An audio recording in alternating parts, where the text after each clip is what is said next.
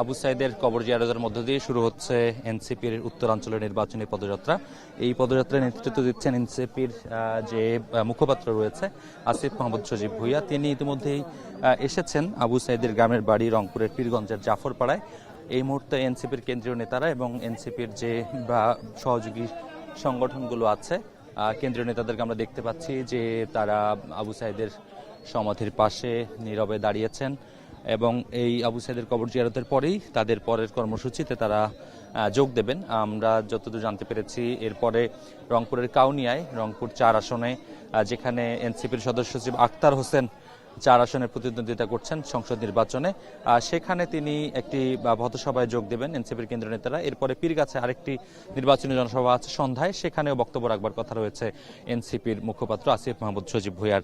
আজকের এই কবর জিয়ারতের মধ্য দিয়ে এনসিপির যে নির্বাচনী পদযাত্রা সেটি শুরু হচ্ছে এখান থেকে। এখানকার মানুষ মনে করছেন যে ইনসাফ এবং ন্যায়ের রাজনীতি প্রতিষ্ঠার জন্য আবু সাইদ জীবন দিয়েছিলেন, সেই আবু সাইদের কবরের পাশে তার সহযোদ্ধাদের আগমন আবু সাইদের যে ত্যাগের যে স্বীকৃতি রয়েছে সেটিকে আরো সম্মানিত করছে। একই সঙ্গে এখানকার মানুষ মনে করছেন যে আবু সাইদকে স্মরণীয় করে রাখতে, আবু সাইদের আত্মত্যাগকে রাষ্ট্রীয়ভাবে প্রতিষ্ঠা করতে এই এনসিপি যদি আগামী দিনে বাংলাদেশের দায়িত্বশীল জায়গায় থাকে তাহলে তারা কি করবেন, তাদের কি পরিকল্পনা, সেটিও এখানকার মানুষের জানবার আগ্রহ রয়েছে। এর আগেও আসিফ মাহমুদ সজীব ভুঁইয়া সহ এনসিপির কেন্দ্রীয় নেতারা এখানে এসেছিলেন। সেই সময়ে তারা আবু সাইদের পরিবারের সঙ্গে কথা বলেছিলেন, আবু সাইদের পিতার সঙ্গে মতবিনিময় করেছিলেন।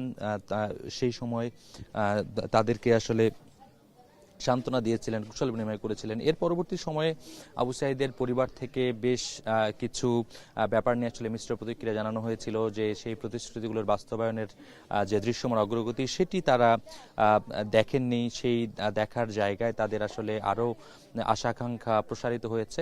তো সেই বিষয়গুলো নিশ্চয়ই আজকে আবারও নতুন করে আলোচনায় আসবে এবং এনসিপি আবু সাইদকে আসলে যেই এনসিপির যে কেন্দ্রীয় নেতারা রয়েছেন যারা আবু সাইদকে আসলে সম্মানিত করতে তার বিদেহী আত্মার মাগফিরাতের জন্য যে দোয়া মোনাজাত পরিচালনা করছেন, এই দোয়া মোনাজাত পরিচালনার পরে আসিফ মাহমুদ সজীব ভুঁইয়া পরিবারের সদস্যদের সঙ্গে দেখা করবেন এবং পরিবারের সদস্যদের সঙ্গে দেখা করে তিনি হয়তোবা তার পরের কর্মসূচিতে যোগ দিবেন। আবু সাইদের গ্রামের বাড়ি রংপুরের পীরগঞ্জের জাফরপাড়ায়, এখানে আসলে তার পৈতৃক ভিটা এবং এই বাড়িতেই আবু সাইদের 2 ভাই 1 বোন এবং বাবা মা বসবাস করেন। কিছুদিন আগে এখানে বিএনপির যেই চেয়ারম্যান তারেক রহমান এসেছিলেন, তারও আগে বিভিন্ন রাজনৈতিক দলের নেতারা উত্তরবঙ্গ সফরে আসলেই আবু সাইদের সমাধিস্থল থেকেই তাদের রাজনৈতিক কর্মসূচিগুলো শুরু হয় এবং আজকেও তার ব্যতিক্রম হয়নি।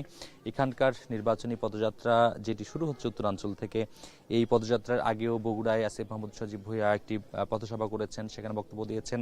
আমরা জানতে পেরেছি উত্তরবঙ্গের যে আসনগুলোতে এনসিপির কেন্দ্রীয় নেতারা নির্বাচনে প্রতিদ্বন্দ্বিতা করছেন, যারা মূলত 11 দলীয় জোটের পক্ষ থেকে প্রার্থী হয়েছেন, সেই আসনগুলোতে তারা যাবেন। জানিয়ে রাখি যে রংপুরের পীরগাছায় এবং কাউনিয়ানি রংপুর 4 আসন, সেখানে প্রতিদ্বন্দ্বিতা করছেন দলের সদস্য সচিব আক্তার হোসেন। পঞ্চগড়ে সার্জিস আলম, এছাড়া দিনাজপুরের একটি আসন ফুলবাড়ি এবং পার্বতীপুর নিয়ে, সেখানেও কেন্দ্রীয় নেতা ডাক্তার আহাদ প্রতিদ্বন্দ্বিতা করছেন।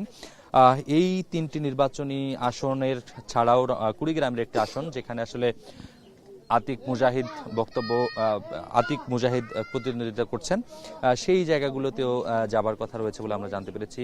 কবর জিয়ারত শেষ হয়েছে, তিনি এখন আমরা দেখতে পাচ্ছি যে তিনি আবু সাইদের কবর জিয়ারত শেষ করে সেখানে পরিবারের সদস্যদের সঙ্গে কথা বলছেন। আবু সাইদের ভাই আবু হোসেনকে আমরা সেখানে দেখতে পাচ্ছি, পারস্পরিক যে কুশল বিনিময় সেটি তারা করছেন। এরপরে সেখান থেকে বের হয়ে আবু সাইদের পরিবারের সদস্যদের সঙ্গে সাক্ষাৎ করবেন বলে মনে হচ্ছে এবং এখানকার স্থানীয় যে নেতারা রয়েছেন এনসিপির, তারাও ইতিমধ্যে এখানে জড়ো হয়েছেন। এনসিপির যে বিভিন্ন উইং রয়েছে, ছাত্র সংগঠন এবং যুব সংগঠনের কেন্দ্রীয় নেতাদেরকে আমরা এখানে দেখতে পাচ্ছি এবং উত্তরের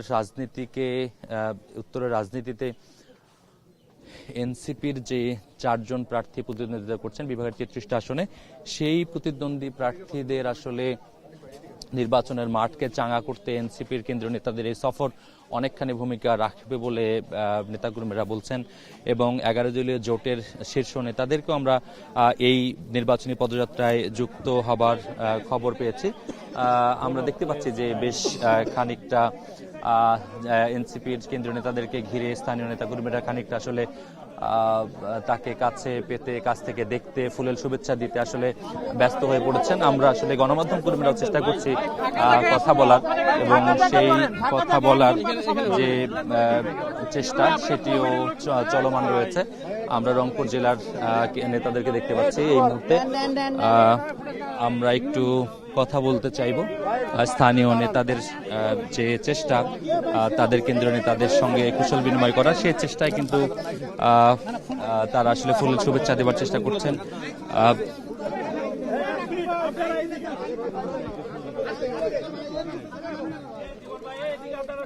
আচ্ছা, এইদিকে আসেন তো, বের হয় মোবাইলগুলো আগে তো আমরা পরেই নেই।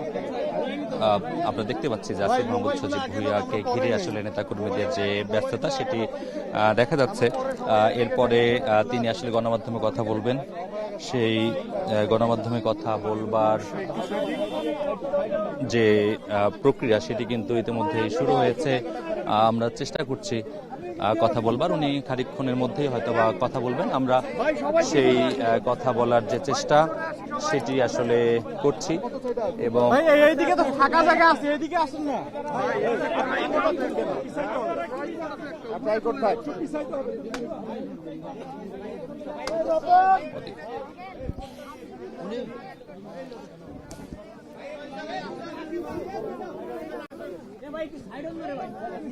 শিয়া বাটার ও ভিটামিন ই সমৃদ্ধ লিলি বিউটি সোপ, তারুণ্যময় উজ্জ্বল ত্বকের জন্য। রিমার্ক,